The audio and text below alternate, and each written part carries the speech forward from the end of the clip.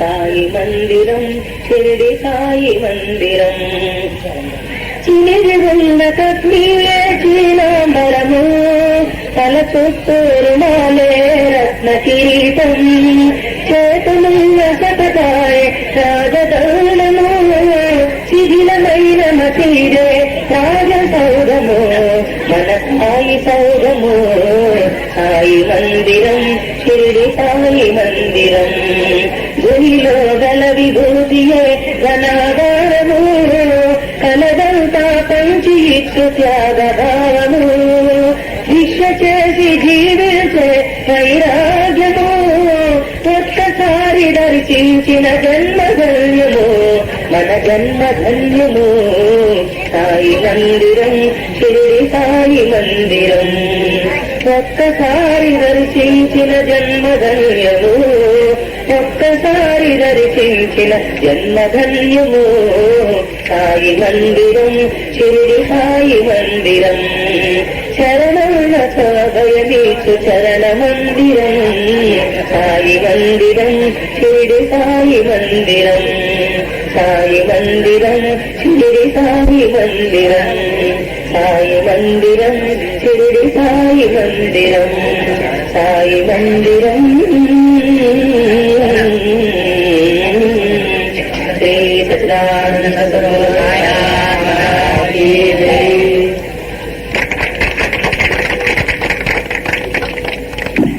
గురుభ్యో నమః. గురు మధ్యే స్థితం విశ్వం, విశ్వమధ్యే స్థితో గురు, గురు విశ్వం నచాన్యోస్తి తస్మై శ్రీ గురవే నమః. గురు మధ్యే స్థితం విశ్వం, విశ్వమధ్యే స్థితో గురు, గురు విశ్వం నచాన్యోస్తి తస్మై శ్రీ గురవే నమః. గురు మధ్యే స్థితం విశ్వం, విశ్వమధ్యే స్థితో గురు, గురు విశ్వం నచాన్యోస్తి తస్మై శ్రీ గురవే నమః.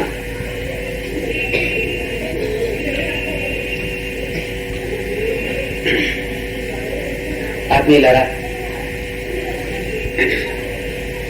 ఈ దత్త సాయి మందిర ప్రథమ వార్షికోత్సవానికి ఎంత సాధ్యం కాని పరిస్థితుల్లో కూడా వచ్చి పాల్గొనే అవకాశం ఇచ్చినటువంటి సాయినాథునికి మీకు మొదట నమస్కారం.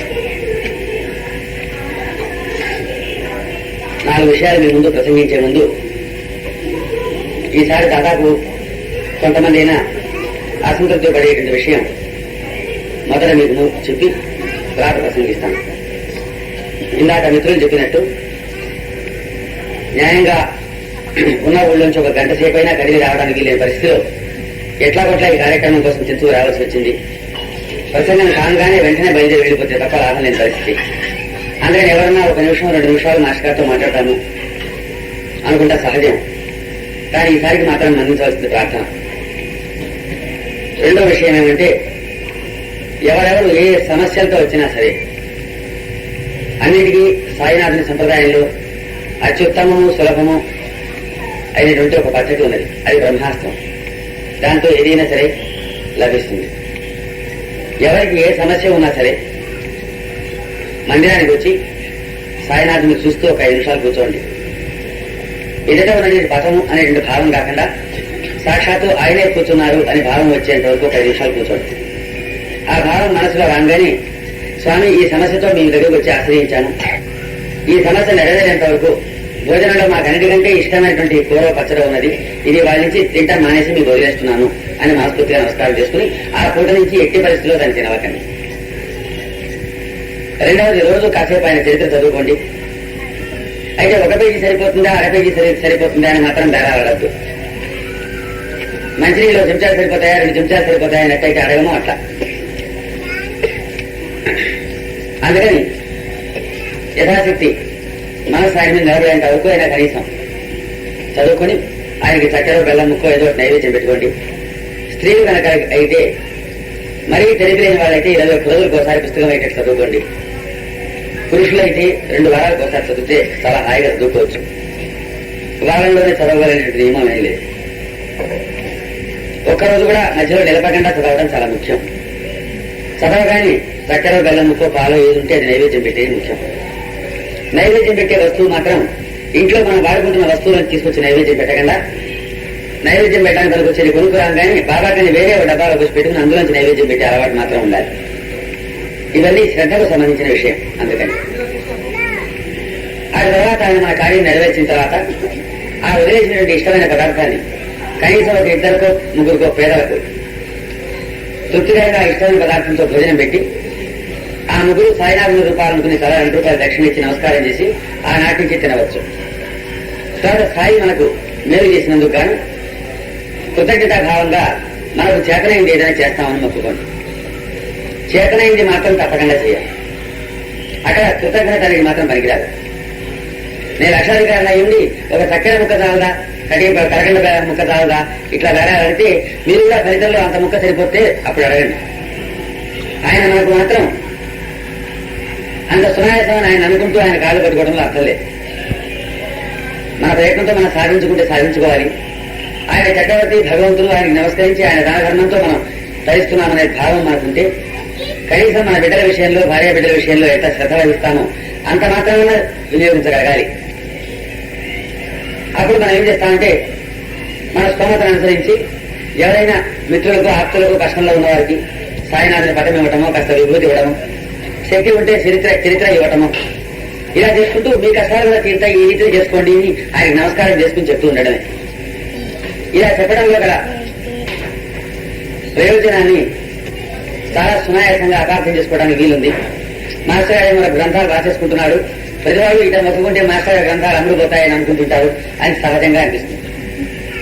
ఇప్పుడు నా మీద ఉన్న దుమారాల్లో అదొకటి. నా జీవితం దుమారం లేకుండా ఇంతవరకు ఎప్పుడూ లేదు, ఉంటే తమాషా కూడా లేదు. ఎప్పుడో ఒకసారి నాతో ఆత్మీయులుగా ఉండేటువంటి మిత్రుడు శివనేశ్వర స్వామి దగ్గరికి వెళ్ళి ఏడు మేస్తారు, మా మాస్టర్ని ఎప్పుడు సాయిబాబా అయితే ఏడిచి తింటాడు, ఎక్కడ పెట్టినట్టు దుమారని ఆయన గురించి గాలిగానే అంటే అన్నాడు. కారు నడుస్తుంటే ఎదురుగారు ఉంటారబ్బా, ఎదురుగారు ఉంటే కారు ఆగిపోవాలి, రెండింటిలో ఏదో తెలుసుకోవాలి. మనం చూసిన కారు పోతుంటే ఎదురుగారు రాక తప్పదు, ఎదురుగారు వద్దనుకుంటే కారు తిరిగిపోతే సరిపోతుంది. రెండు బాగానే ఉంది, అదో ఏదో తెలుసుకోవాలి కదా. అయితే ఆయన దగ్గర వల్ల ఏమీ బాధ లేదు. ఎందుకంటే సాయినాథ్ ఇచ్చినటువంటి హామీ బ్రహ్మాస్త్రం లాంటి హామీ ఉన్నది. ఎవడు అనవసరంగా పరోక్షంగా నిపుణంగా నిందిస్తాడో వాడు తన పుణ్యాన్ని అంతటికి మన కాడకోసి మన పాపానంతా వాడు తీసుకుంటాట. అంత ఉత్తమ ప్రయోజనం మనకు చేయగలవాడు ఎవరు లేడు కనుక అలా ఎవరు చేయకూడదని ప్రభుత్వ సాయినాథుని నమస్కారం చేసుకోలేదు. నా జన్మ పరంపరలు తగ్గడానికి వారు దోహదం చేస్తున్నారని వాళ్ళందరికీ ఒక కృతజ్ఞత. కాకుంటే ఈ విషయం ఎందుకు వివరించి చెప్పవలసి వస్తుందంటే పక్కవాడికి అన్నంలో ఉమ్మేసినట్టు ఎంతో మందికి మేలు జరగవలసింది, దేశానికి ప్రపంచానికి మేలు జరగవలసింది, జరగకుండా పోయే విషయం కాబట్టి, ఇది భగవంతుని విషయం కాబట్టి ఒక విషయం ఘంటాపరంగా చెప్పవలసి వస్తుంది. ఎంతమంది చేత వీరికి అంతమంది చేత మన దేశంలో ఆయన చరిత్ర చదివించడం ఒకటే లక్ష్యం. అసలు రాయడానికి గల లక్ష్యం కూడా అది. ఫీల్డ్ కనుక అనుకున్నట్టు ఇంత తెలివిగా వాళ్ళు అనుకున్నట్టు కనుక పుస్తకాలు అందుకోవడం కనుకైతే ఎట్లాంటి పుస్తకాలు రాస్తే బాగా అమ్ముడుపోతాయని నాకు తెలుసు. అది నేను రాయడం విజృంభిస్తే నాలాగా రాయగల వాళ్ళు కూడా ఎవరు లేరు. నేను నాస్తికంగా ఉండేటప్పుడు అక్కడ పుస్తకాలు చదివినా. ఎట్లా ఒకసారి పుస్తకాలు ఒకసారి కొన్న చదివారంటే ఎంత భక్తులైనా సరే భాగవతం అంతా రాసి ఆ పుస్తకం చదవాలి. అక్కడ రాయగలుగుతుంది తలుచుకుంటే దానికి వెళ్తలేదు.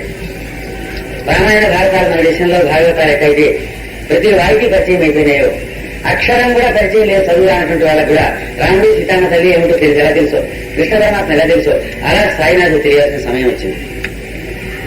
అది కారణం. అట్లా ఇంటింటికి తండ్రి నుంచి బిడ్డకు వంశపారపరంగా సాయినాథు ఏమిటో తెలియాల్సిన సందర్భం ఉంది. అది ఎందుకున్నది అంటే దానికి ఒక కారణం, ప్రపంచంలో ఏమి చేసి బాగు చేయడానికి వీలేని నైతిక పతనం మనుషుల్లో వచ్చింది. ఏం చేసి మనిషిని బాగు చేయడం సాధ్యం కాదు. తెలియక తప్పు చేస్తే మనుషులు ఎందుకు తప్పు చేయకూడదు వివరించి చెప్పవచ్చు, భయపెట్టవచ్చు. కానీ ఇక్కడ తెలిసి చేయడం అనుకుంది. ఈ ప్రపంచంలో అధర్మం అంటే ఏమిటో తెలియని వాడు ఎవడూ లేడు. కానీ మహాదేవుగా అధర్మం చేయడం చేతగాని వాడు లేడు. ఇది కలిలో వచ్చినటువంటి అతి తెలివి. దీన్ని బాగు చేసే మార్గమే లేదు. సాయినాథుని చరిత్ర పారాయణ చేయిస్తే 199 మందికి ఏదైనా మేలు జరగడమో కష్టం కలగడమో జరుగుతుంది. ఈ రెండు జరిగితే మాత్రం మనిషికి భయము భక్తి రెండు ఏర్పడతాయి. ఈ రెండి కోసం చరిత్ర పారాయణ చేసినప్పుడు ఏమవుతుందంటే కుక్కలు పెట్టినా బాధలు కలుగుతుంది, బెచ్చగాడికి పెట్టినా బాధలు చెందుతుంది అనే సంగతి హత్తుకుంటుంది. అది ఒకనాటికి కాదే ఒకనాటికేమో మనస్సుకు వచ్చి చూస్తూ మనిషిని నిలువుగా దోచుకుంటాను చేతకాకుండా వస్తే చాలు. అవతల వాళ్ళు కూడా బాగా ఉన్నాడు అనే సంగతి జ్ఞాపకం వచ్చి మనిషిని మోసం చేయలేకపోయినా, మనిషి ద్వేషం చేయలేకపోయినా చాలు. అట్లా కాకపోతే ఎవరైనా అక్కర్లేకుండా ఇప్పుడు మనకున్న తెలివితేటలు చాలు ఎవరు నాశనం చేసుకుంటాను. అందుకని ఆ ప్రయోజనంతో చరిత్ర ప్రతిభారతగా చదివించడమే లక్ష్యము అనే భావంతో మీకు చూస్తున్నాను అన్నమాట.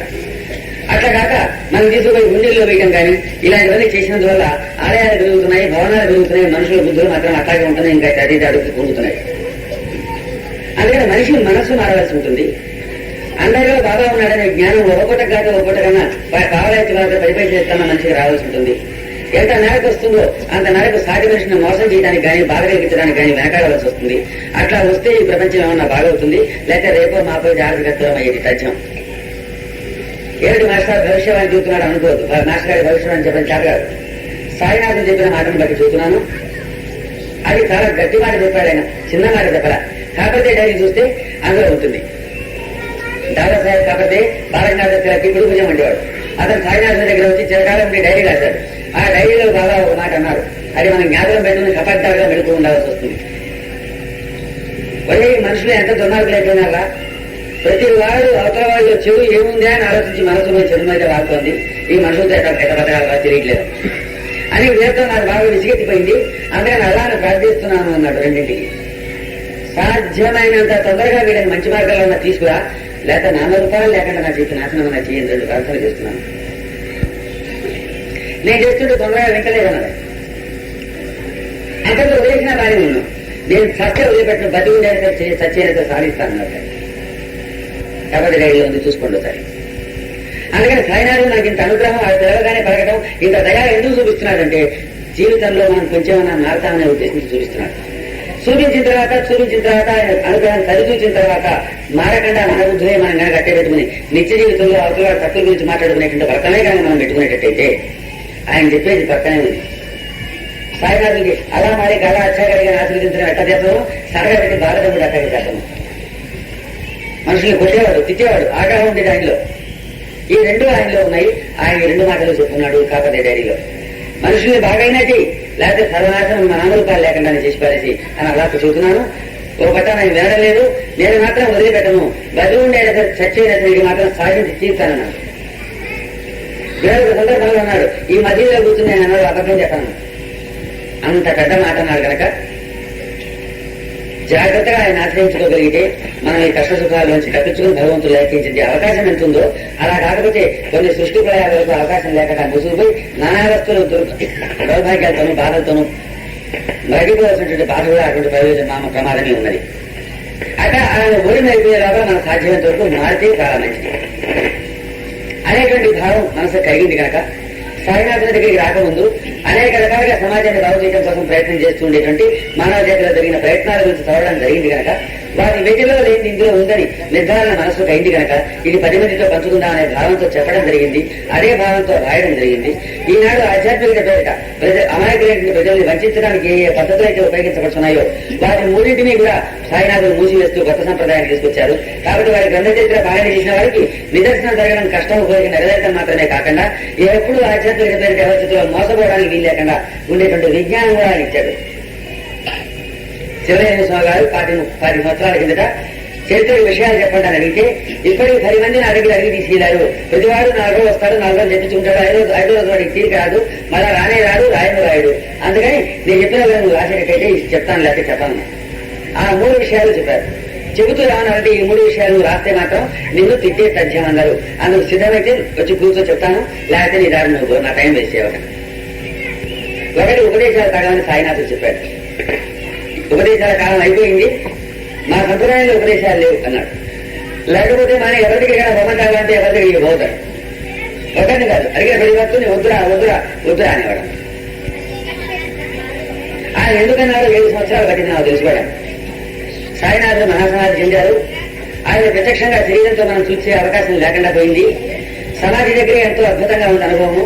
అదే వారి శరీరంతో చూస్తే ఎంత బాగుండేదో నాకు పొడవ లోపల ఉండిపోయి పెద్దలు చూపించి స్వామి మహనీయులైన వాళ్ళ దర్శనం ఇప్పించు అంటే గౌరవుడు వెంకటేశ్వర స్వామి దర్శనం ఇప్పించినట్టే అనేక మంది పెద్దలు చూపించారు. సాయినాథులు నా జీవితానికి పెట్టినటువంటి అన్నిటికంటే పెద్దవాడు ఏమిటంటే మహనీయుల దర్శనము, మహనీయుల సేవ ఈ 2 ఇచ్చారు. అది ఎందుకు మంచిదంటే మనమంటూ ఒక మనిషి మీద మెడ పైకి పెట్టడానికి ధైర్యం లేకుండా చేసిపారేసింది. అహంకారం రావడానికి అవకాశం లేకుండా చేసిపారేసింది. మెరుగుపరచాలు చూసిన తర్వాత నేనే పొడిగైన వాడిని అనుకుంటాను, వీలవరు. అది చూడనంతసేపు ప్రతి కుక్క కొడుక్కి తన పొడుగనే అనిపిస్తుంది. అది ఆయన చేసినట్టు మహత్తరమైన సేవ. అలాగే విశాఖపట్నం దగ్గర చింతపల్లి అడవుల్లో బాగపాటి గురువు గారు అని ఆయన గాయత్రి మంత్ర సిద్ధుడు. గాయత్రి మంత్రానుష్ఠానంలో భగవత్ సాక్షాత్కారం పొందాడు ఆయన. మహాకీకారణ్యంలో ఉండేవాడు. ఎక్కడో మరుమూల ఉండేటువంటి అడవి గ్రామాల్లో వాళ్ళు వచ్చి అయ్యా మా ఊరి మీద పులిపడి పశువులు ఎత్తుకుపోతోంది అని చెబితే ఊరికి ఆ దిగుగా చూసి రావలేకో అంటే రాదన్నమాట. 4500 చదరపు మైళ్ళ అడవిలో ఉండేటువంటి పురుగు పుట్టాల దగ్గర నుంచి పులి దాకా ఆయన అధీనంలో ఉండేది. ఆయన ఏకాంతంగా ఉండేటప్పుడు సాయినాథుని ప్రార్థించి ఏదైనా అడిగితే ఏ మహాత్ములు దాపరికం లేదని చెప్పేవాడు. వాడు మామూలుగా ఎవరికి చెప్పిన విషయం కూడా సాయినాథుని ప్రార్థించి కనుక అడిగితే దాపరికం లేదని చెప్పేవాడు. అందుకని వారిని వారి అవతలికి దొడ్డిగా వీళ్ళ చెప్పు తీసుకొని వచ్చే లోపల సాయినాథుని స్మరించుకుని రాగానే ఇద్దరమే ఉన్నాం. బాబుగారు ఒక విషయం అడగనా అంటే 60 లక్షలు అని కూర్చున్నాడు. మంచి మూడ్లో పెట్టాడు సాయినాథుడు ఆయన్ని. అప్పుడు ఇవన్నీ చెప్తున్నారు కదా, ఎలా జరిగే బాబు ఇవన్నీ అంటే దానికి ఉంది అది గాయత్రి సందర్శించి అంటే అదేను అన్ని జీవుల హృదయాల్లో బుద్ధిని ప్రేరేపించే శక్తి ఏదైతే ఉందో అది మన మీద అనుగ్రహం చూపిస్తుంది. అందుకని మనం ఏది ప్రార్థన చేస్తే ఆ జీవికి హృదయంలోంచి అలాంటి ప్రేరణ జరిగి ఆ ప్రకారం ఉంటుంది. అది ఊరికి రాకూడదని మనకు ప్రార్థన చేసుకోకుండా అనుకుంటే దానికి రాగాలని బుద్ధి పుట్టదా కవిత.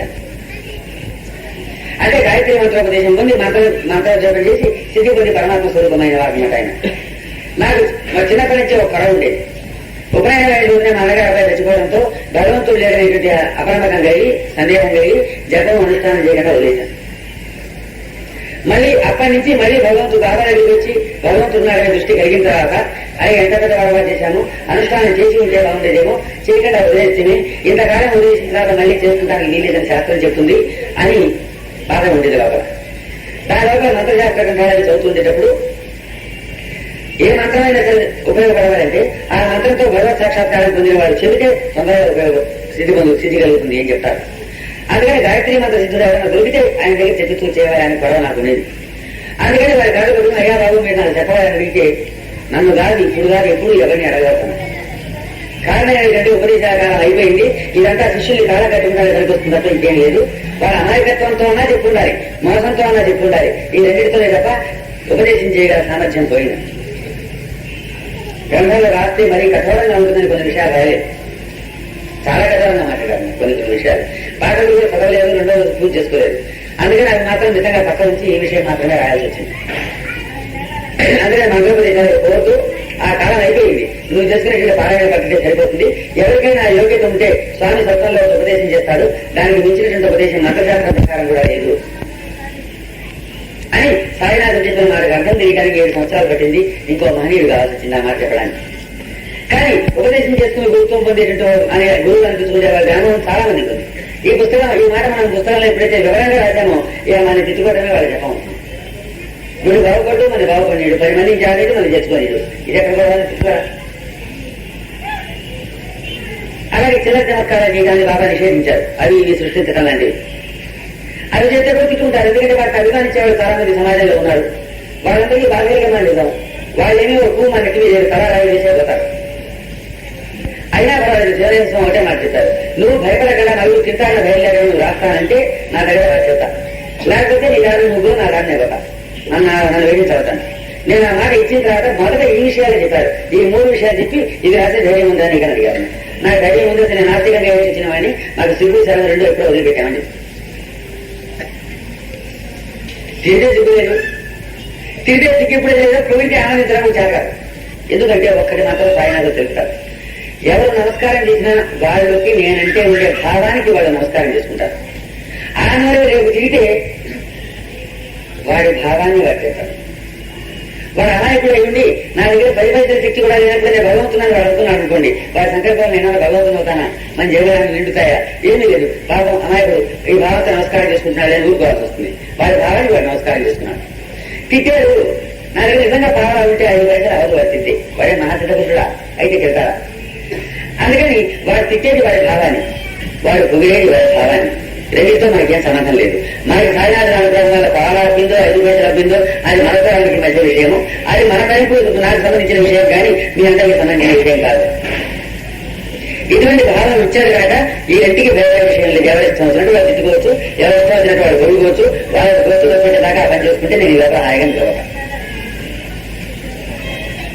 ఎందుకంటే అదృష్టవశాత్తు ఎంతమంది తిట్టుకున్నా ఒక 40 రోజులు తెల్లబడదని తెలుసు. దాని సమయంలో ఎంతమంది పొడిగినా ఒక తెల్లగంటలో నల్లబడదని తెలుసు.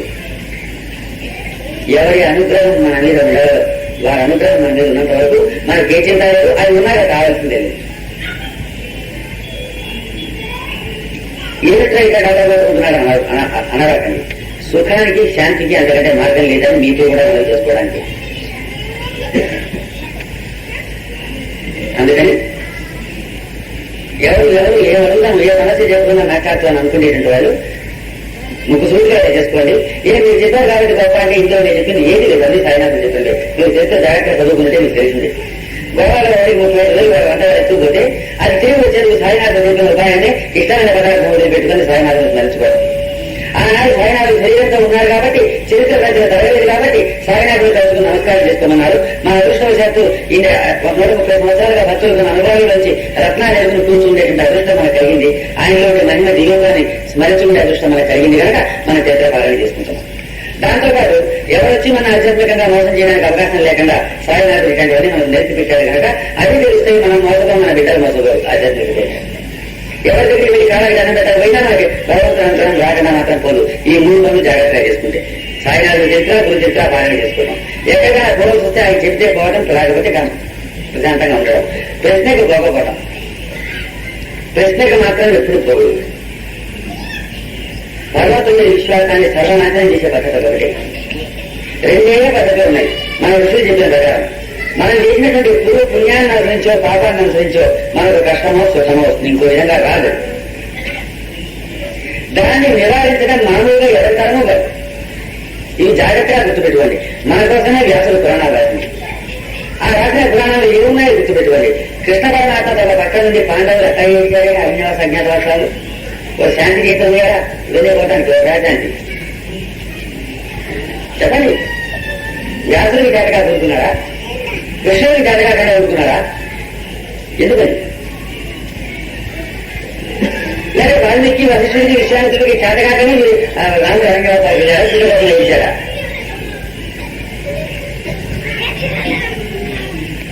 ఇవి ఆశా భయాలనేటువంటి కలిగిస్తాయి మనుషులు. అవి మనిషిని కోరిన అడిగినట్టు అడిగిస్తాయి. ఈ బలం దండం పెడితే నాకేదో అవుతున్నా ఎవరైనా అడిగితే మాత్రం మనం పెట్టే తగ్గిన ఆశ పెట్టిస్తుంది మంచిగా. పెట్టకపోతే ఏమో అవుతున్నాను భయ పెట్టగలిగే రాదు. ఎవరైనా గాలికైనా నమస్కారం చేస్తారు. అందుకని మన పూర్వ పుణ్యాన్ని అనుసరించే సుఖము, పాపాన్ని అనుసరించే దుఃఖము ఆ సమయానికి ఖచ్చితంగా 100 పడాలి వచ్చే తీరుతుంది. దాన్ని ఇటు అది ఇటు సతి జీవులకు ధర్మసూత్రానికి మోసం లేకుండా చేయగలిగిన స్తోమత పూర్ణుడైన దత్తాత్రేయ స్వామి అవతారాలకు మాత్రమే ఈ దృష్టిలో. ఎందుకంటే త్రిమూర్తి స్వరూపులు కనుక వాళ్ళు వినాశకారులు వాళ్ళే, సృష్టికారులు వాళ్ళే, స్థితికారులు వాళ్ళే. త్రిమూర్తి స్వరూపం కనుక దత్తాత్రేయ స్వామి యొక్క పూర్ణ రూపానికి జీవుల యొక్క కర్మం అటు ఇటు సత్తు చేయడం జరుగుతుంది. సాయినాథుని మనం కష్టం తీర్చని అడిగినప్పుడు ఈ కష్టం తీసేసినప్పుడు ఓ ప్రశ్న వస్తుంది. ఆయన అన్ని జీవులు సమానమే కదా. ఆయన ప్రార్థించిన వాళ్ళు ఎక్కువ, ప్రార్థించిన వాళ్ళు తక్కువ ఉంటుందే. మరి ప్రార్థించిన వాళ్ళకి కష్టం పిలిపించాలి, ప్రార్థించిన వారికి వారి కన్నా వారు ఎందుకు అనుభవించాలి? భగవంతుడు కూడా పక్షపాతం ఉందా? సలాం కొడితే మంచిగా ఉండేటువంటిది, లేకపోతే మోసం చేసేటువంటి గుణం ఉందా? సలాం అనే లంచం వాడు పారేస్తే నేను చేసే గుణం వాడికి కూడా ఉన్నాయండి. నేను ఆశ్చర్యంగా ఉండే ప్రశ్న అది. నువ్వు ఒప్పుకుంటే ఏదో చేస్తానన్నావు అంటే ఆయన కూడా లంచకుండా ఆయన ఆఫీసర్ అనమాట. అయ్యా నీకు కొబ్బరికాయ అంటే కొబ్బరికాయ కోసం ఆఫీస్ గురించి వస్తున్నాడు ఆయన. ఇదే అది కూడా ఒక ఆఫీసర్ గారు 5,000, 10,000, 5,000 అంటే మాట్లాడుతూ ఇక వెలుగులు కొబ్బరికాయ కొడతానంటే కేకులు అది ప్రాణం. ఒక కడుపులో ఆడిపిస్తానంటే అంటారు. ఎందుకు వెలుగాలి చూపిస్తానంటే ఒప్పుకుంటాడు వాళ్ళు కదా. ఇంకా బాధ పెడతామా మరి? అంటే నాకంటే శిష్యుడు గురువు గారి ఉంటే రాజుగారు నాకంటే వాడు ఒప్పుకుంటాడు. వాడు ఏం చేశాడంటే ఎక్కడన్నా ఇలా ఎవరితో కాబట్టి తీసుకురాస్తున్నారు కదా గమతం పుట్టుకతో వచ్చింది నిజవాడి. రాజుగారికి కలవంపులు అయితే వాళ్ళ వల్ల ఎవరన్నా వాళ్ళ ఇంటికి వచ్చి పోవాలి అంటే వాళ్ళ ఇంటికి వచ్చాక చిన్న స్కూల్లో జైలు పెట్టేస్తారు,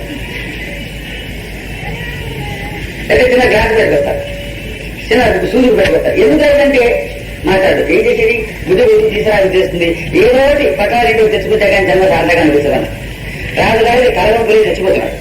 మహారాజు గారికి ఆయన కోరిక ఇదే కర్మ. అందుకని రాజుగారు ఏం చేశారంటే ఆయనకి సిగ్గు సరే ఉంది నారాయణరావు గారు, వారికి మాత్రం లేదు. అందుకని ఆయన ఏం చేశారంటే ఎవరైనా సరే మీతో దొంగతనంగా సాక్ష్యం జరిగితే మీరు ఎవరన్నా వారికి అగ్రహణాలు ఇస్తారా, నా చదువులు అగ్రహణాలు అవుతారా? ముందు మోహన్ కూడా నారాయణ వాడుతున్నారు. ప్రతి ఒక్కరికి అగ్రహాలు వస్తున్నారు కదా, త్వరలో లేచి వచ్చింది. కానీ రాజకుమారుని కొడితే అవునా రాజకుమారుని కొడతామని తరగతిస్తే, లేదా 10 లెక్క పెట్టుకున్నారు వాళ్ళు బాగుపడకపోతే గాడిగా 10 లెక్క పెట్టి మీరు బాగుపడలేక ఏం చేస్తారో 10 పాటించారు చక్కగా పదవులతో దండన పెట్టి ఎదుగుతున్నారు కూడా అగ్రహాలు లేకపోతే తెచ్చుకుంటున్నారు. కానీ నాగుటి గారు మరీ దురాశపడి ఉన్నాడు. పోతే ప్రాణం పోతుంది, లేకపోతే అగ్రహారం వస్తుంది. బతుకుంటే చేసేది లేదు వాడికి తెలుసు. అగ్రహం విషయాలు నేను చేస్తాను సరే చేస్తారు కాబట్టి ఎవరు వ్యక్తి చేసి వేరంగా దొరికారనుకున్నారు ఆయన తీసుకురాను. వాడు తీసుకొచ్చి ఇంటూ అట్టే పెట్టినాడు. అట్టే పెట్టుకుని నెమ్మదిగా వాడిని బాగా మాయం చేస్తున్నాడు. ఎంత మాయం చేస్తున్నారు? ఒక పండుగ వస్తే నాన్న భద్రా పండుగ వస్తుంది, అమ్మ నాన్న దగ్గర గోరాగానే భద్రంగా ఇచ్చాడు. నేను ఎన్నో పెట్టి గోలేనో నన్ను ఇంటికి పంపించద్దు అని ఇచ్చాడు. అంత మాయం చేస్తున్నాడు. మాయం చేస్తున్నప్పుడు వరి నేనంటే అంత ప్రేమ కదా. ఈ పుత్తూరులో నాకు ఒక చిన్న దౌర్యాల నాకు అనుకో నువ్వు ఎదురు ఏదైనా చేస్తా దొంగతనం మాట్లాడినా గురుగారు అలా ఒక్క మాట మాత్రం అడగండి, అయిపోతే నా ప్రాణం పోతుంది, నేను రెచ్చిపోతాను నా భయం అలాగే ఆ ఒక్క రోజు ఇంకేం అడగను ఎట్లా దీంతో అందులో నేను ఆలోచించి ఏం చేసి నాన్న మంచి అయితే లోహపు వస్తువులు మాత్రం ఎత్తులేదు ఇంతేగా. కానీ ఎట్లాగా ఇంకా పెద్ద వస్తువులు తరా ఉందా, మధ్య వస్తువులు తరా ఉందా, లోహపు వస్తువులు అదంతా పని కానీ అక్కడి నుంచి ఈ పుట్టినరోజు తోటి దసరా తోటి దీపావళి తోటి ఒక్కొక్కటి తీసేసుకుంటూ వచ్చారు. ఒక 2 సంవత్సరాలు ఎక్కడికి ఇంకేమో చెక్క వస్తువులు అడిగారు ఒకేసారి, ఆ తర్వాత మట్టి వస్తువులు అడిగారు. ఇలా అయితే డబ్బులు 4 పుట్టినరోజు ఎక్కడికైపోయింది కొత్త రోజు చేయగా ఉన్నాడు. ఇంకా అగ్రహాలు వచ్చాయి మనకు అంటున్నాడు, సాధించాను ఆయన అంటున్నాడు. ఆ రోజు కదా రైలు బస్సులు లేవు. లేకపోయేటప్పటికీ ఈ శిష్యుని వెనకాల వేసుకుని బయలుదేరారు గురువుగారు. ఒక రాత్రి అయ్యేటప్పుడు శిష్యుడు ఇంటి దగ్గర నిద్ర చేశారు. పొద్దున అయితే బయలుదేరి ముందు శిష్యుడు నడుస్తున్నాడు, వెనకాల గురువు గారు నడుస్తున్నాడు. వాడు ఈ పైపంచి ఉంది ఇట్లాగే, ఈ పైపంచి చివరి చిన్న మూట ఉంది. అది చూశాడు గురువు గారు, పంపలు ఆడిపోయింది, ఏదో కట్టాడు మూట ఏమిటి ఆడుతున్నాడు. అది చూశాడు గురువు గారు, పంపలు ఆడిపోయింది, ఏదో కట్టాడు మూట ఏమిటి ఆడుతున్నాడు. కచ్చిగలన్నాడు అంటే పిల్లగా కాలుతారు కచ్చిగలరు. ఇది ఉంటుంది ఏమిట్లా అన్నాడు అంటే ఆయన అన్నాడు గురువు గారు మీరు చెప్పిన లిస్టులో అది లేదన్నాడు. అంటే వాళ్ళ కనుగొని పోయా ఎక్కడికి పోయినా గురువు గారి చెప్పిన లిస్టులో ఏముంది ఏది కొట్టేస్తానని చూస్తాను తప్ప కొట్టేయకుండా అంత మాత్రం అది వెళ్ళగారు. తెలిసింది అట్లాంటి గుణాలు మనలో అంత తేలిగ్గా పోవట, అంత సునాయాసంగా పోవే గుణాలు. సాయినాథుడు చూడారు ఒరే 72 గంటలకి వీడు మా రోజుగా ఆ కోటి బుద్ధి వాడి పోలేదు. సాయినాథు యొక్క సాన్నిధ్యం 72 జన్మలు దొరికి వాళ్ళ కోటి బుద్ధి ఒకటే పడకపోతే ఇప్పుడు రేపొద్దునే మా అందరం మహాత్మాలు సద్గురు వల్ల అయ్యే ప్రసక్తి ఏమీ లేదు. అతను దేవుడు లోకానికి వెళ్ళలేదు. అతను కథం పెట్టగానే గురువు గారు 5 రోజులు పూజ చేయగానే పెద్దపట్టు పెట్టుకోగానే గురువు గారు మన గురువు అలాగే కర్మ చేశారు. ఇంకా పట్ల ఈ ప్రపంచానికి పట్ల సాయినాథు వేటాలు వదిలి 12 సంవత్సరాలు గురువు వల్ల కథ చేసి వాళ్ళ గురువు గారి బావిలో తరగతిగా తట్టుకొని ఆ తర్వాత గురువు గారికి బాగుపయ్యాడు. మనకు లౌకికమైన వివాహాల్లో డైవర్స్ రాజకీయాల్లో పార్టీలు మార్చడాలు ఎంత సమానం అయిపోయినాయో గురువులు మార్చడం అంత సమానం అయిపోయింది. చెప్పుకుంటారు వీళ్ళకి ఏమిటి వస్తుంది. నాగటి గారు మళ్ళా ఇంకా గురువు గారు దగ్గరికి వెళ్ళారు. అయ్యా ఆయన గురువు దగ్గరికి వెళ్ళారు. మీరు కూడా శిష్యులైన గురువు నన్ను శిష్యుడు ఆయన బతకాల సాగు నారాయణ శిష్యుడు ఎక్కించుకుంటే గురువు గురించి వాడు బాగుపడి సాగుడు వదిలిపడి సాగుడు మొదటి తప్పులాంటి వాడు. అందుకని ఏం చేశారు వీడు ఎక్కడ విధంపడి కంటే వీడు ఎవరకన్నా ఉన్నాడు. ఎవరైనా సరే నన్ను శిష్యులు అంగీకరిస్తారు. నాన్న వదిలే శిష్యులుగా వదిలే చాలా కష్టం. ఏమంత కష్టం? తెల్లవారుజామున 3 గంటలు వేయాలి. నేను 4 గంటలు ధ్యానం చేసుకుంటాను. నేను ధ్యానం చేసుకునే ముందు 4 వేడి రాసి పెట్టాలి. దానికి ముందు ఆచరణ చిన్ని పెట్టాలి. కాబట్టి 3 గంటలు వేయాలి. అట్లే ఎట్టగొట్ట కాస్త గురువు లాగా 3 గంటల ఎట్టా లేస్తాను పరీక్షకు లేవడా ఈ దగ్గర గురువు ఎప్పుడైనా సరిపోతుంది 3 గంటలు లేస్తాను లేస్తాను లేస్తాను నువ్వు కూడా దానికేమన్నా అంటే ప్రత్యేకం ఏం లేస్తాను ఏం కాదు. 2 రోజులు మధ్యాహ్నం 3 లేస్తారు. అదే అంటే నేను మధ్యాహ్నం అనుకున్నాను ఏంటారు మరి విని ఇట్లాంటి కొద్దిగా మరి మనకుంటే బ్రహ్మజ్ఞానం అంటే ఇట్లాంటి బ్రహ్మసూత్ర తత్వ వ్యాఖ్యానం అది చేస్తాను అదే సరే 3 గంటలకు ఎక్కడ లేస్తాను. కాకుంటే 2:30కి తమరు లేకండి. అదే మీకు పదగా అన్నాడు. అదే త్వరగారు ఈ నిద్ర మీరు లేకుంటే మాయన నిద్ర నుంచి నన్ను మీరేం లేస్తారు. నేను ఇప్పుడు అలా వీడియో పెట్టారు కదా వీళ్ళు నాకే పరీక్ష పెట్టారు. ఇప్పుడు నా 2 గంటలు లేకపోయినా నిరూపడ్డాడు. అందుకని మీరంటే రాత్రి నేను పడుకున్నాక నేను భోజనం చేశాక దూరం ఉండబడుతుంది కనుక నిద్ర పెట్టే 11, 12 అవుతుంది. నా నిద్ర పెట్టేంత వరకు కాళ్ళు తీసుకుంటుండాలి అన్నాడు. కొంటే బెదగా అంటున్నాడు. లేదా 10 గంటలకు ఆయన నిద్ర పడ్డాక అప్పటిదాకా కాళ్ళు కుదగాలట, మళ్ళా 3 నెలలు వేసి నీళ్లు కట్టాలట, పగలంతా 15 పనులు చేయాలట. పోయి మన శిష్యుడు అటువంటి ఇంత కష్టమా బరువు గారు అన్నాడు. అవునుగా అన్నాడు. అయితే ఒక పని చేత చేసి ఏంటంటే గురువు చేయను, నేను అక్కడ చేసి పెట్టాను. అది మనందరి గురుత్వం. అందుకని మీరు గురువు అంటే కథ ఈ రోజులో మీరు నమ్మక్కర్లేదు. లేదా ఇది కలిగే కాదు. ఇంతమంది గురువుల భూమి మీద ఉంటే సత్యయుగం నడుస్తుంది. సత్య మనిషి బతుకుతారు మనం చెప్పే. అందుకని ఇంతమంది గురువులు భూమి మీద ఉంటే ఇంత అన్యాయం, ఇంత అనాధికము జరగలేదు. ఇంత అనావృష్టి భూమి మీద ఉండనే ఉండదు. ఇంతమంది గురువులు ఉండరు. కొత్త గురువులు ఏదన్నా కావాలని ఉంటాయి కానీ సంజీవుని మొత్తం అని ఉండవు. రాళ్ళు ఎన్ని కావాలంటే అని ఉంటాయి కానీ వజ్రాలు అని ఉండవు. ఇది నా మాట కాదు, శిల్పి సాయినాథుని మాట. నిజమైన సఖీలు చాలా అర్థం. సఖీలు అంటే సద్గురు అర్థం. నిజమైన సద్గురు చాలా అర్థం సాయినాథుని చెప్పాడు. ఏ ఊళ్ళో ఎక్క తిరుగుతుందో, ఏ ఊళ్ళో ఎక్కిలి తిరుగుతుందో, ఏ ఊళ్ళో ఇంతగా తిరుగుతున్నాడో అన్నీ తెలిసిన సాయినాథుడు, భూమండలం తెలిసిన సాయినాథుడు చెప్తున్నాడు. అరే నిజమైన సఖీలు దొరికేది చాలా అర్థం అన్నాడు. అందుకని మేమంతా గురువులు అనుకునేటంటే భ్రమ మీకేం అవసరం లేదు. అది మీరు ఎంత తొందరగా చదువుకుంటే మంచిది. మా అందరికీ సాయినాథుడు గురువు, మా అందరికీ దత్తాత్రేయుడు గురువు, మా అందరికీ సాయినాథుడి చరిత్ర, గురు చరిత్ర ఉన్నాయి. సమానం దిక్సూచి చేతనైతే వాటిని సాగుతుంటే దత్తాత్రేయ ప్రభు మన కల్పించగలడు, మన విలువైన వేసుకుని ఈడగలడు. మన ఎక్కడికి పంపించాలో అక్కడికి పంపించడం కాదు. ఆయన చెప్పేలాగా మనం ఖరీదు. మన కర్మ వారి కర్మ కాబట్టి ఎవరి కాదంటే వారు కట్టుకుంటాం. ఇంతసేపు నేను ఈ విషయాలు ఎందుకు చెప్పాల్సి వచ్చిందంటే ఇవన్నీ తిరిగినటువంటి వాడు సాయినాథుడు. ప్రపంచం ఇట్లా ఉంది. ఈ ప్రపంచంలో కూడా మనం కరెక్ట్ మార్గానికి కానీ ఇటు ఇతరానికి కానీ ఈ రెండింటికి కూడా మనం ఆశ్రయించగలిగినటువంటి మార్గం ఏమిటో తెలిపిన వాడు సాయినాథుడే. నన్ను ఆశ్రయించిన రక్షిస్తానని ఎవరైనా అనొచ్చు. ఇప్పుడు నేను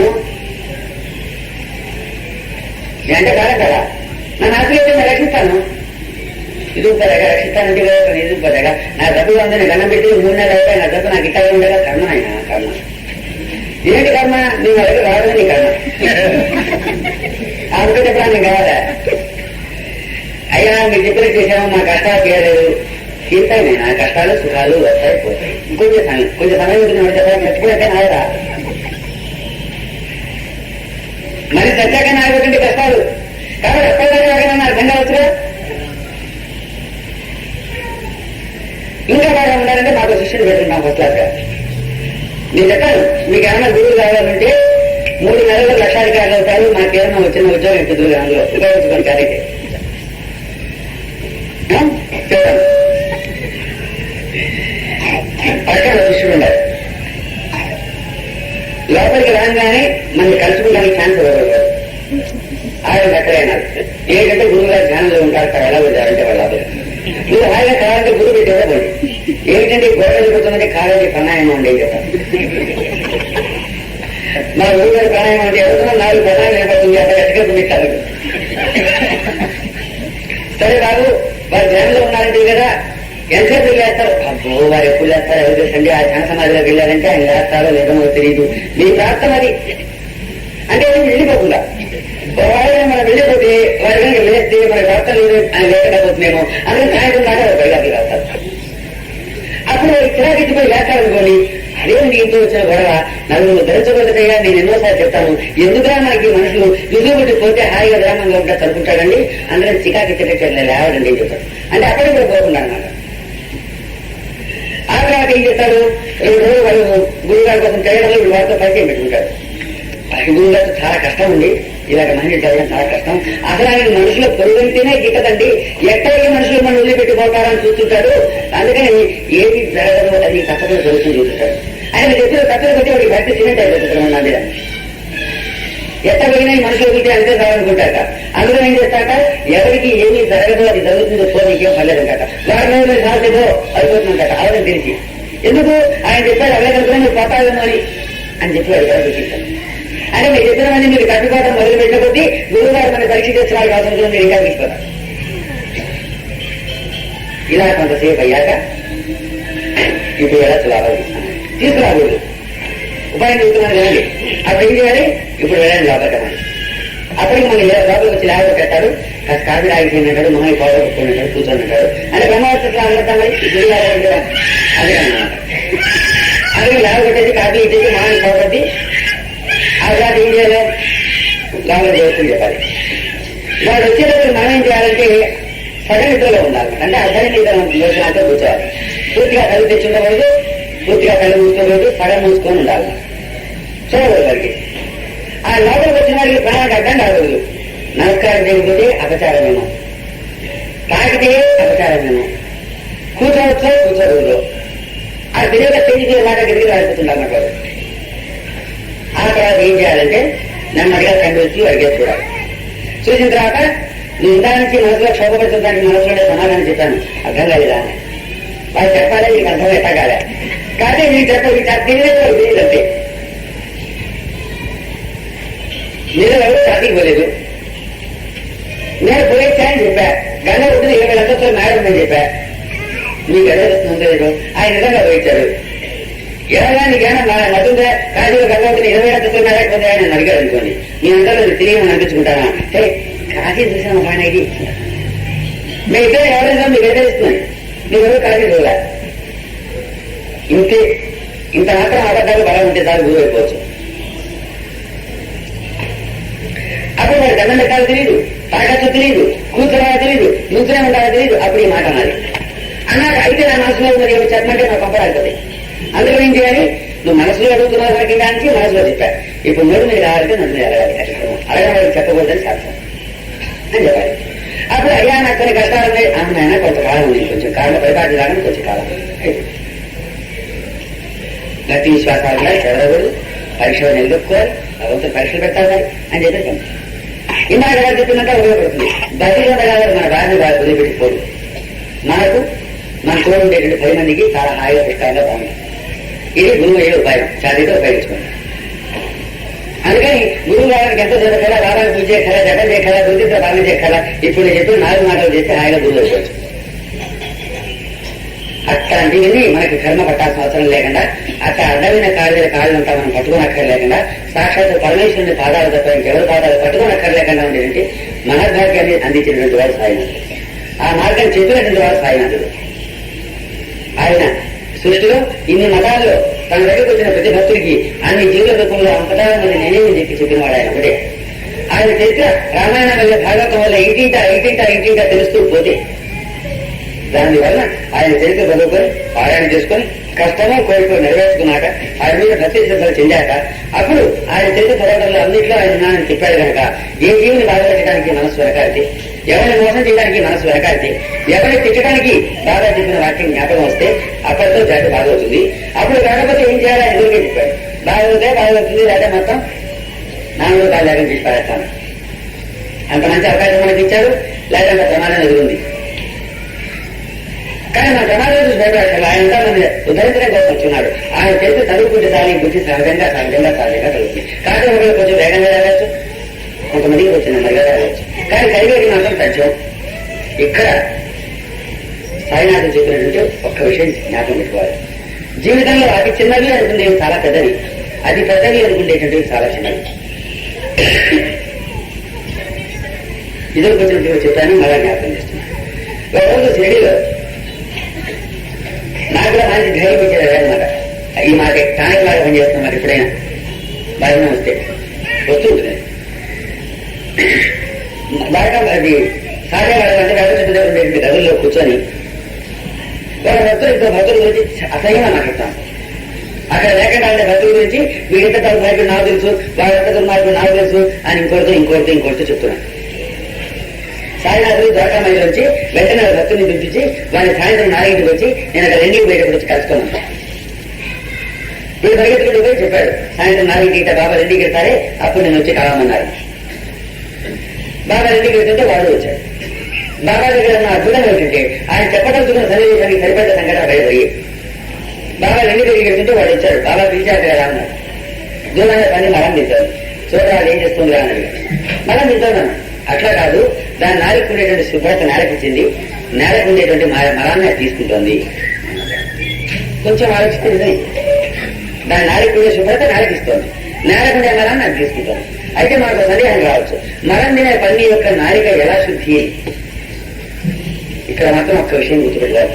ఒక్క మనిషి నాలిక తప్ప అన్ని ప్రాణుల యొక్క నాలిక శుద్ధమైంది. తెలుసునండి. ఒక్క మనిషి నాలుగు తప్ప తక్కిన తర్వాత జీవుల నాలుక శుద్ధమైంది. ఎందుకని ఇవాళ చిన్న దూరం తీసుకొచ్చి వాటిలో కట్టేసుకోండి.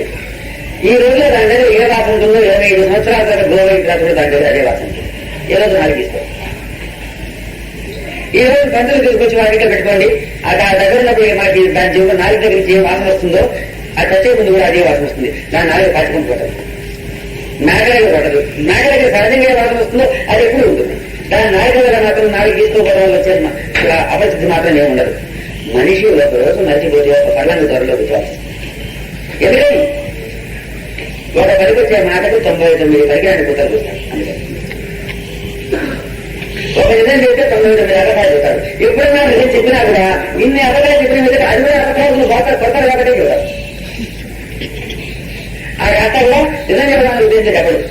99 అబద్ధాలు మనం చెప్పాం కనుక మనం చెప్పిన చెప్పాడు అబద్ధాలకు వాడు నమ్మడు కనుక ఇప్పుడు నిజం చెప్పాలంటే నమ్మకం వాడు మోసపోతాడని చెప్తారు. అందుకని మనిషి నాలుక అపశుద్ధి, పంది నాలుక కూడా శుద్ధి. ఇది సాయినాథుడు చెప్పిన దానికి తాత్పర్యం. పంది తన నాలుక యొక్క శుద్ధిని నేరకిస్తోంది, నేలకున్న నరాన్ని అది తీసుకుంటుంది రా అన్నాడు. వాడు కొద్దిగా ఆలోచించి అవును బాబా మీరు చెప్పింది నిజం అన్నాడు. ఇలాగైతే నువ్వు చేసిన తన అట్లాంటిది ఏమిటి అవతల వాడి గురించి చెడ్డగా మాట్లాడుతూ ఉన్నదే ఇది అని అప్పుడు చెప్పారు. అట్లా ఎవడైతే నిందిస్తారో వాడి యావ తపస్సుని పుణ్యాన్ని వీడు తీసుకుంటాడు, వీడి పాపాన్ని ప్రతి వాడికి ఇష్టం.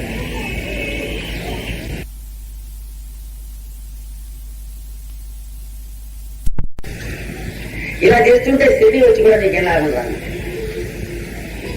ఎన్నో జన్మల పుణ్యం వల్ల మనిషిగా పుట్టాడు. ఇంకెన్నో జన్మల పుణ్యం వల్ల నీకు భగవంతుడి మీద ఉన్నాడని భక్తి విశ్వాసాలు కలిగాయి. ఇంకా ఇంకా ఇంకా ఎన్నో జన్మల పుణ్యం వల్ల మహాత్ములు ఉంటారు, వాళ్ళని ఆశ్రయించాలని బుద్ధిగా అయింది. ఇంకా మరికొన్ని జన్మల యొక్క ఫలితం పుణ్యఫలం వల్ల తగ్గించుకుంటూ రావాలి. అవతల వాడిలో చెడుంది, అది వాడికి భగవంతుడికి మధ్య విషయం. బాగుంటే వాడు బాగుపడతాడు, చెడుంటే వాడు పోతాడు. దాని గురించి మనం మాట్లాడుకోవడం వల్ల అది మనం చూసుకోవడం ఎందుకు? ఇవి చిన్న విషయాలుగా ఏముందిలే అని మాట్లాడేస్తూ ఉంటాం అనమాట. మనం ఎన్ని పూజలు పురస్కారాలు చేసిన పుణ్యం అంతా అవతలకు వదిలేస్తుంటాము. వాళ్ళు చేసిన పాపాలని మనం తెచ్చుకుంటాము. ఎన్ని జన్మలు ప్రార్థన చేస్తే సాయినాథ రక్షణ మనం పొందుతాం. ఎన్ని జన్మలు పొందితే చేస్తే మనకు మనశ్శాంతి కలగడానికి అవకాశం ఉంటుంది. మనశ్శాంతి కలగడానికి బండెడు సహా పుణ్యం ఇస్తున్నాడు బాబా. ఆ బండెడు అవతల వాడికి ఇచ్చేసి మనశ్శాంతి లేకుండా ఉండేది 10 బళ్ళు తెచ్చుకుంటున్నాం మనం. ఎప్పటికైనా బాగా అయితేనా? అందుకని చరిత్ర చదివేటప్పుడు ఎప్పుడైనా సరే సాయినాథుని సూక్తి ఒకటి తీసుకొని కొన్ని నెలల పాటు ముందు దాన్ని జాగ్రత్తగా గుర్తుపెట్టుకుంటూ దాన్ని నిర్ణయించుకుంటూ రావాలి. సత్యం సూక్తుల సంగతి తర్వాత ముందు ఒక్కొక్క సూక్తి తీసుకోవాలి. ఒరే అన్నింటిలో నేనే ఉన్నాను, సాధ్యమైనంత వరకు లేదు అనవద్దు, నీకు ఎంత జాతి ఉంటే అంత వేసేసి పంపిస్తుందా, అన్నింటిలో నేను ఉన్నాను గుర్తుపెట్టుకోమన్నాడు. ఇక్కడ మొదలు చాక్లెట్ బియ్యం వేయండి మీకు చాక్లెట్, చిన్న బెల్లగడ్డ వేయండి చాక్లెట్, అది జరగబోతే కాదు మంచినీళ్ళు ఇవ్వండి, లేదా మర్యాదగా చెప్పి పంపించండి. ఆ పైన 10 సార్లు అధిష్టాలు చేస్తాడు పర్లేదు కదా, అంతకంటే ఇస్తారు. లేకపోతే ఇట్లా మొదలుపెట్టి అది కొంతకాలం అలవాటు అయిన తర్వాత ఇలా రెండో తీసుకుంటాం. అన్నిట్లోకి బాగా జాగ్రత్తగా తీసుకోవాల్సినటువంటి సూక్తి ఇది. ఈ దేశంలో అపరిమితమైనటువంటి చెడు చేస్తున్నదన్నమాట. అందుకని ఇట్లా మనం సూక్తులు అలవాటు చేసుకుంటుంటే ఈ సూక్తి ఎంతవరకు ఆచరణలోకి వస్తుందో మనం చేసినటువంటి పారాయణ జపం అన్ని వేల రెట్లు ప్రయత్నం కావటం మొదలు. నేలలో సారం ఎంత ఎక్కువ ఉంటుందో వేసిన విత్తనానికి పంట అంత ఎక్కువ రావడం మొదలవుతుంది. అంతే ఇది కూడా ఆ సూత్రం. ఇప్పుడు మేము ఇన్ని పారాయణ చేశామంటే మాకేం కాలేదండి అంటే మన సంగతి మనమే ఆలోచించుకోవాలి. వేసిన విత్తనం బ్రహ్మాండమైంది సాయినాథుని చరిత్ర. అది సాక్షాత్తు సాయినాథుని చూపించగలదు, దత్తాత్రేయ స్వామిని చూపించగలదు. పార్వతీ సరస్వతి స్వామిని దత్తాత్రేయుల రూపంగా మార్చి పారేసింది గురు చరిత్ర. అంత గురి చరిత్రను పట్టుకుని నేను 20 పారాయణ చేసినా నాకేం కాలేదంటే నీ సంగతి నువ్వే చెబుతున్నావు. ఎవరిని తప్పు పడతావు? ఏ గురి చరిత్ర అయితే సామాన్యమైన పిల్లవాడిగా ఉండే వాత్స్యావన సరస్వతి స్వామిని సాక్షాత్తు దత్తాత్రేయ స్వామి అనే స్థితికి మార్చిందో అట్లాంటి గ్రంథాన్ని మనం పట్టుకుని నా దగ్గర ఏం కాలేదంటే ఇక్కడే ఉంటుంది లోపం, ఇంకెక్కడా ఈ భూమి మీద ఉండదు. సాయినాథుడికి చెప్పుకుంటే మనకు అవ్వలేదంటే లోపం ఇక్కడే ఉంటుంది. కొంచెం జాగ్రత్తగా మనమే చూసుకోవాలి. ఆయన గురించి లోపం ఉండేటట్టయితే ఆయన సాయినాథుడిగా ఎదుర్కొంటాడు, మనమే సాయినాథుడు ఉంటే మన కాళ్ళని పట్టుకుంటేవాడు. ఎప్పుడూ ఆయన తప్పు పట్టే ప్రశ్నే లేదు. తప్పు ఏదైనా ఉంటే మన వల్లే ఉంటుంది. ఏ తప్పులు లేకపోవడం వల్ల ఆయన భగవంతుడే అట్లా ఉన్నాడు. మనలో ఉన్న తప్పులు కూడా ఆయన తిట్టేదేనా? కొంతమంది మిత్రులు అంటుంటారు, ఏమని చరిత్ర బాగా చేసిన మొదట్లో గబగబగా ఎదురుసా కనిపించాయండి, ఇప్పుడు బాబా గారి శక్తి కొంచెం తగ్గిపోయినట్టుంది.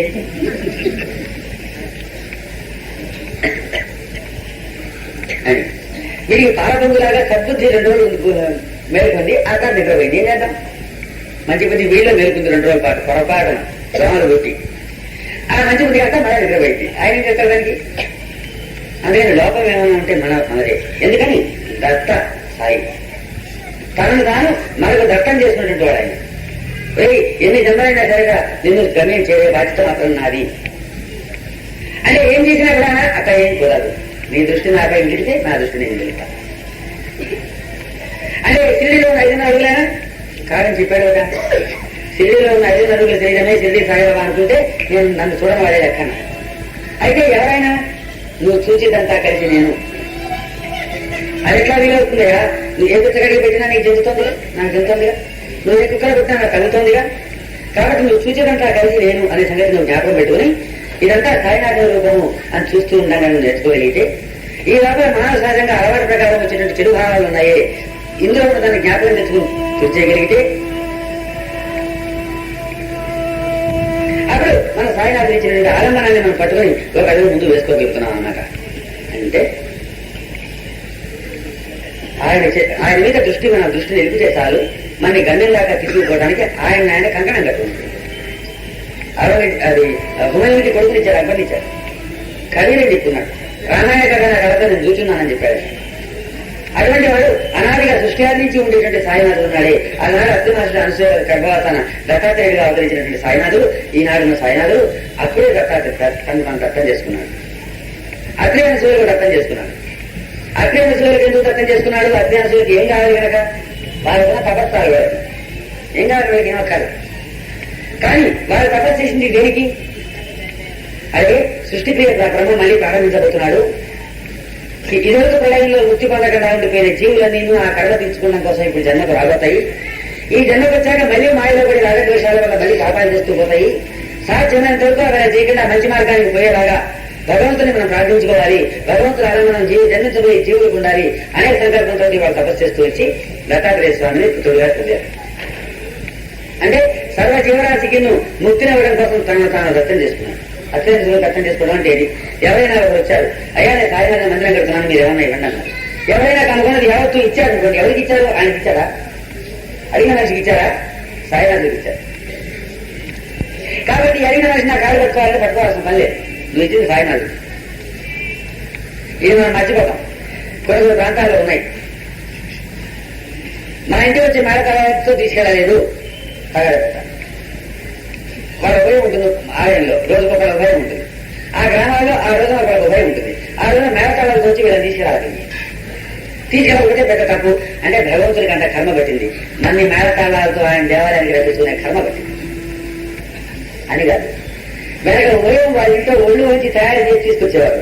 ఆ ఉభయాన్ని ఆ పూజ ద్రవ్యాన్ని తెచ్చేవారు మేడతాళాలతో. ఆ దగ్గర తెలిస్తాడు మన్నే కలుపుకున్నాడు వాడు. వాళ్ళింటే పూజ వస్తువులు తెచ్చేవారు. అన్ని స్వయంగా తీసుకోవాలన్నమాట. ఉభయం ఏంటంటే డబ్బులు అధికం కాదు. తర్వాత లేవాలి నా గురువు గారు చెప్పిన ప్రోగ్రామ్ అనమాట. పోయినప్పుడు అంత కష్టపడి ఉభయం వదిలేన్నారు. ఇంకా అంటే నిద్రపోన్నారు గురువు గారిని అంటే మందిరంలో. అసలు ఉభయం చేయడం అంటే తెల్లవారుజామున లేవాలి, స్నానం చేసుకోవాలి, శుచిగా ఉండాలి, చందనం దగ్గర నుంచి మనమే చదువుకోవాలి, పువ్వులు మనం మారగట్టుకోవాలి భగవనామం చేస్తూ. ఇది సిద్ధం చేసుకుని తీసుకుపోయి మేడ తర్వాత తీసుకుపోవాలి. ఎందుకని షోడశోపచార పూజల్లో 16 ఉపచారాలు అయ్యాక చివరి ఉంటుంది ఛత్రమాచార్యామి, చామరమ్మీ చేయాలి, దుర్జంతయామి, ఆందోళికాన్ని ఆరోహయామి, అశ్వాన్ని ఆరోహయామి, గజాన్ని ఆరోహయామి. అందుకు గజన్మాథ్ గారి ఉత్సవంతో ఏదో గుర్రం వచ్చింది. మనందరం చూసి సరదా పడ్డానికి కాదు, మన్ని చూసి అది సరదా పడ్డానికి. నా కూడా తరగతిగా పనిచేస్తుంది. ఇప్పుడు లోపల ఇట్ట అయితే మన కూడా ఇట్ట నాస్తికులుగా ఉండి పొద్దుగా రోడ్ల మీద తిరుగుతుండే రోజుల్లో హైదరాబాద్ లో పగలపూట ఎక్కడ కాలక్షేపం వస్తుంది, పబ్లిక్ గార్డెన్ పెరుగుతున్నాను. ఆ రోజుల్లో పబ్లిక్ గార్డెన్ లో పెద్దపులి అవన్నీ అత్యమో పబ్లిక్ గార్డెన్ లో ఉండేది. పెద్ద బాల్యాన్ని ఉండేది, అందులో పెద్దపులి తిరుగుతుండేది, అందులో నేను చూస్తుండేవారు. ఇంతమంది జనం చుట్టే ఓ రోజు పక్కాయ ఉన్నాడు. ఆయన గోడరాజు అరణ్యంలో ఎంత హాయిగా సంచరించాల్సిన దానికి కర్మ పట్టింది, ఇంత చిన్న గాలిలో దీన్ని కట్టేశారు, దాన్ని చూస్తే ప్రాణం పోతుంది, అతను దారి కూర్చున్నాను. దాన్ని చూస్తేనే మన ప్రాణానికి ఎంత దారి పెట్టే, మన చూస్తే దానికి ఎంత దారి పెట్టాలో తెలుసా? అదేంటన్నాడు. ఇంత ఆవరణ నాకుండగా ఇందులో నేను ఒక్క పుల్లి ఉంటేనే నా ప్రాణానికి ఇట్టా ఉంది, ఈ ఆవరణ నాక ఏమగడుతున్నారు, ఇంతమంది ఉన్నారే వీళ్ళు ఎట్లా బతుకుతున్నారు అనుకుంటుంది. ఆలోచించండి. చుట్టూరా పెద్ద ఖర్చు ఉంది, ఆ ఫ్రెండ్స్ లోపల పులి ఉంది. ఈ ఫ్రెండ్స్ లో మొత్తానికి నేను ఒక్క పులి ఉంటేనే నా ప్రాణానికి ఇరుగ్గా ఉంది. ఈ ఫ్రెండ్స్ లోపల పక్క ఎంతమంది ఉన్నారు చూడు, ఈ జంతువులు ఎక్కడ నాయన ఈ బెట్ట బతుకులే అనుకుంటుంది తప్పకుండా. ఇట్లాగే నా గొడవ పనిచేయలేదు. అందుకని కొంచెం మహాత్ములకి సాయినాథులకి ఎందుకన్నా పనికొచ్చాం. వెంకటేశ్వరకి దయ కలిగింది, విజయనగర్ వచ్చారు, 4 రోజులు ఉన్నారు. ప్రాణుడి తాత గారు వచ్చారు, మాయాత్మ వచ్చారు. వాళ్ళకి ఎందుకు దయ అంటే వీడు కాస్త బొర సొట్టబడింది, వీడికి పనికొస్తుంది అర్థం. ఇలా చూడొచ్చు. తాత చెప్పాడుగా, ఒరే కొండలు పోలీసుకొస్తున్నాయి నా దగ్గర, కానీ నాకు కొండ ఖాళీగా ఉంది, ఇట్టా పట్టుబడి నేర్పాడంటే వాళ్ళ దయ వాళ్ళ అనుగ్రహం. మన దగ్గర ఏమీ లేదు ఇక్కడ. అందుకని మనందరినీ ఉద్ధరించడం కోసం తనకు తాను కంకణం కట్టుకుని దత్తం చేసుకున్నాడు అన్నారు దత్తాత్రేయ స్వామి. ఆనాడు దత్తం చేసుకున్నందుకు ఆయన కర్మగారి మనకి ఇప్పుడు సిద్ధి సాయినాథులుగా వచ్చారు. మనం ఏం చేసినా మనతో పడుతున్నా, మరో అడుగుతున్నా, కొడుతున్నా, తీరుతున్నా, ఊరుతున్నా మనతో వస్తున్నాడు. ఒక పెద్ద మున్సిపాలిటీ బండి వచ్చింది. ఇదివరకు ఏం చేశారు, నల్లగైన మనుషుల్ని, మంచి హక్కున్న మనుషుల్ని ఎదుగుపోయారు. చక్కగా మంచి తపస్వి, మంచి యోగుడైన పిల్లవాడు, వీడిని శిష్యులుగా స్వీకరించవచ్చు, ఇలా ఏడుగుతారు. అందరూ వచ్చి ఎరుగుపోగా మనం మిగారు. కనిపించరా? పశువులు గ్రాసం కొనుక్కునేవాడు వస్తాడు. సాయంత్రం అందరూ కూరలు కొనుక్కున్నాక పుట్లంకాయలు, తత్వకాయలు కొనుక్కుపోయి ఉంటారు పశువులు మేతకు. అట్లా వచ్చే సాయాలు మనందరూ వేసుకోవడానికి. అయితే మనతో వచ్చిన పెద్ద చిక్కి ఏంటంటే ఆ పుచ్చకాయ లాగా అందులో పడున్నా పడాలి. ఆయన మున్సిపాలిటీ బయటకు వేసి బయటకు కప్పల్లా చూస్తారు అందులో బయటకు ఒక్కొక్కడు. మేము మీరు ఎట్లా తరిగితే చూస్తాం అని సాయినాథులు అంటే మమ్మల్ని నువ్వు ఎట్లా తరిగి చెప్తావు మేము చూస్తాం. నీ అమ్మగడప కాదా నువ్వు కలిసి చదువుకునేది మళ్ళా ఆదరించాలా ఎత్తు ఎవరుకొనేస్తా అన్నాడు. చాలా గొప్పవాడు. మనంత గొప్పవాళ్ళు ఎవరు లేరు. భగవంతుడు కూడా మన దగ్గర ఓడిపోయాడు. మనదే బయట అయిపోయాను. అట్టా దత్తం ఇచ్చాడు ఆయన. ఆ దత్తాత్రేయుడే సాయినాథుడిగా వచ్చాడు. ఆయన చరిత్ర పారాయణ చేసేటప్పుడు అందరూ ఒక విషయం జ్ఞాపకం పెట్టుకోనండి. చరిత్ర చదివేటప్పుడు బాబా ఎంత జనాలు తెలుసుకోవడం మాత్రమే కాదు మనం చేస్తాం. ఇదంతా మన అజ్ఞానం వల్ల ప్రపంచంలా కనబడుతోంది తప్ప నిజానికి ఈ రూపాలన్నీ సాయినాథుని అని నిదర్శనం ఇస్తున్నాయి. మన అజ్ఞానం వల్ల ఇది ప్రపంచం. వాడు వీడి పిల్ల, వీడి మంచివాడు, వాడు చెడ్డవాడు, వీడి స్నేహితులు ఎదురాడు మంచివాడు, ఏం చేసినా సరే మనకంతా దుర్యోధనుడు బుద్ధి, మనంతా శకుని బుద్ధి. వాడు దుర్యోధనుడే నా స్నేహితుడు కాబట్టి వాడు పైకి రావాలా, అవకాడుకోవాలా. ధర్మం లేదు, అందులో అధర్మం లేదు. తెలిసింది. సాయినాథు ప్రపంచం అంతా ప్రపంచంగా మనకు ఎందుకు కనబడుతోంది? మనకు కొంతమంది మనుషులు ఇష్టంగాను, కొంతమంది మనుషులు కష్టంగాను ఎందుకు దోస్తున్నారు? మన కను మెల్లగాను వాళ్ళకి దోస్తున్నారు. ఇంక దేని వల్ల కాదు. నిజానికి నా రూపంగా ఇదంతా నువ్వు ఎవరిని తిట్టినా నన్ను తిట్టినట్టు అవుతుంది, నువ్వు ఎవరిని కష్టపెట్టినా నన్ను కష్టపెట్టినట్టు అవుతుంది, ఎవరిని నువ్వు ఆదరించినా నన్ను ఆదరించినట్టు అవుతుంది సాయినాథు చెప్పాడు. అది మనకు హెచ్చరిక చేయడం కోసం మాత్రమే, మనకు మనం గుర్తు చేసుకోవడం కోసం మాత్రమే చరిత్ర చదువుతున్నాం. కానీ సాయినాథు ఎంతవరకు తెలుసుకోవడానికి కాదు. ఆయనకు సర్టిఫికేట్ ఇస్తే ఆయనకి ఏదైనా ఉద్యోగం వస్తుంది కాదు. మన సర్టిఫికేట్ ఇస్తే సాయినాథు సద్గురు మన సర్టిఫికేట్ ఇస్తే ఆయనకి ఎందుకు పనికి వస్తుందా? కాదు. మనకి మనం నిద్ర అంటే మన పరిస్థితి ఎలా ఉందంటే, ఇది మనకు తెలిసినా తెలియకున్నా ఈ మొత్తం ఎప్పుడు సాయినాథుని రూపమే, మనకు తెలియకున్నా సాయినాథుని రూపమే. అయితే అప్పటికి ఇప్పటికీ తేడా ఏమిటంటే ఒక పోలిక. ఒక తల్లి దగ్గర బాగా ఎత్తుమడిగిన బిడ్డ ఉన్నాడు. ఒక్కసారి కింద దిచ్చినా సరే గోళ్ళు అంటాడు. కింద పడుకోబెట్టినా ఊరుకోడు అన్నారు. ఒళ్ళని పడుకోబెట్టుకుంటారు, కాళ్ళలో పడుకోబెట్టుకుంటాడు. కింద పడుకోబెట్టారు, గోళ్ళను లేస్తాడు. ఇలా వాడితో ఎందుకు వచ్చింది, వాడు పడుకోబెట్టాక ఏడ్చిన తర్వాత మళ్ళా పడుకోబెట్టుకోవాలి. ఎందుకు వచ్చింది, ముందే పడుకోబెట్టింది ఒళ్ళో. అప్పుడే బుద్ధిగా పడుకుంటాడా?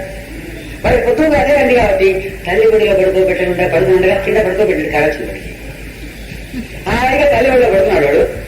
వాడికి పొద్దుగా అదే అందా కిందకి పడుకోబెడుతుందో అని వాడికి నిజంగా కింద పడుకోబెట్టింది కావచ్చు. కాబట్టి వాడు తన్నుకుంటూ అరిచి లేచాడు.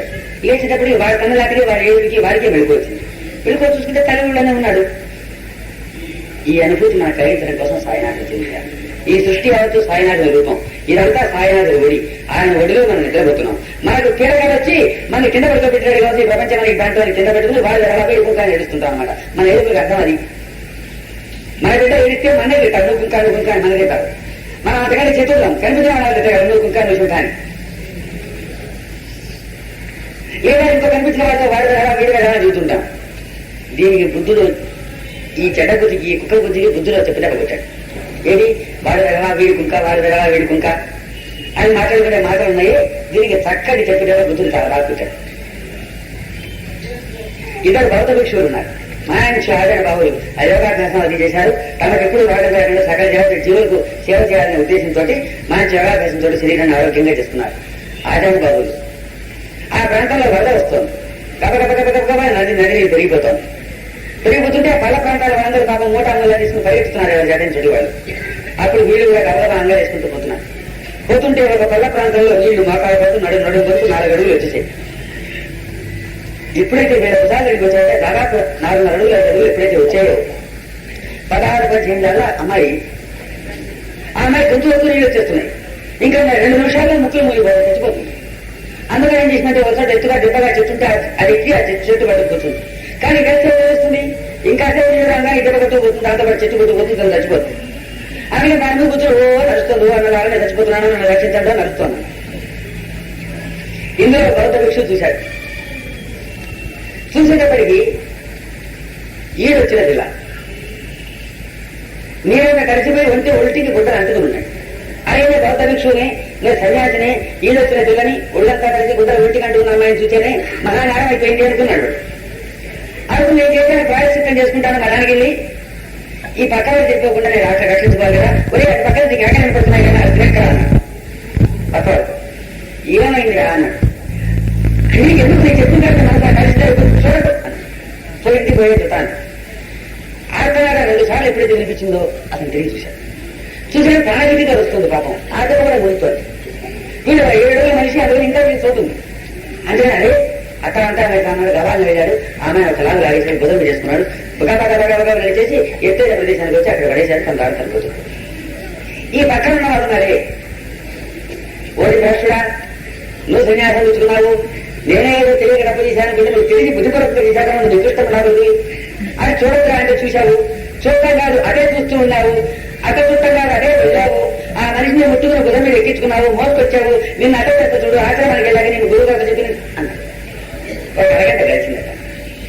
గడిచాక అప్పుడు అక్కడ అన్నాడు, ఒరే నేను ఎప్పుడూ దింపేశాను ఇంకా మోస్తాడు కాదు.